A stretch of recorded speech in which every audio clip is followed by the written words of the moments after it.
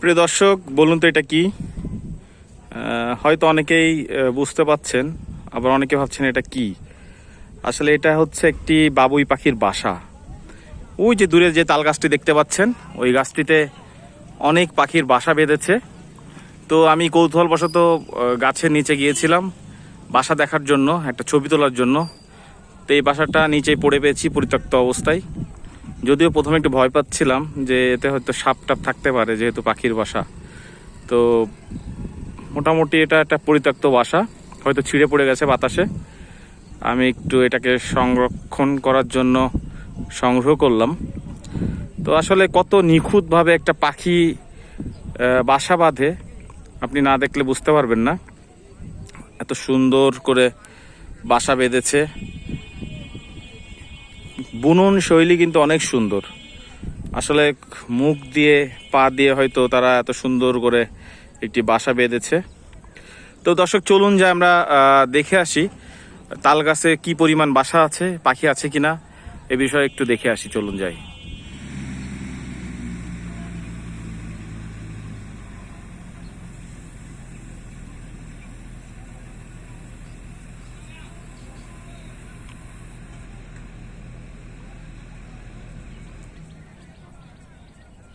বাচ্চা cook cook করতেছে। প্রিয় ভিউয়ার্স, আপনারা দেখতে পাচ্ছেন বাবুই পাখির বাসা। দেখেন পাখি কি যত্ন করে গাছের তাল গাছে বাবুই পাখির বাসা বেঁধেছে।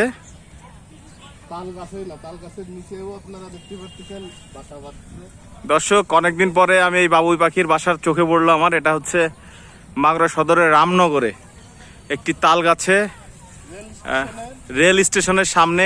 বর্তমানে যে নতুন রেল স্টেশন হচ্ছে তার সামনেই। প্রিয় দর্শক, আপনারা দেখতে পাচ্ছেন বাবুই পাখির বাসা। অনেকেই হয়তো কবির কবিতায় পড়েছেন, হয়তো অনেকেই দেখেননি, তাদের জন্য একটু ভিডিও করছি।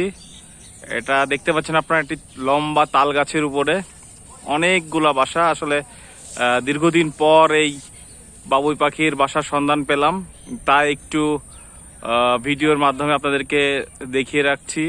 যারা আসলে কখনো দেখেননি বাবুই পাখির বাসা কেমন হয়, শুধু বইতেই পড়েছেন কবিতা, তাদের জন্য আজকের এই আয়োজন। এটা আছে মাগুরা সদরের রামনগর রেল স্টেশনের পাশে একটা তাল গাছ, সেইখানে আপনারা দেখতে পাচ্ছেন।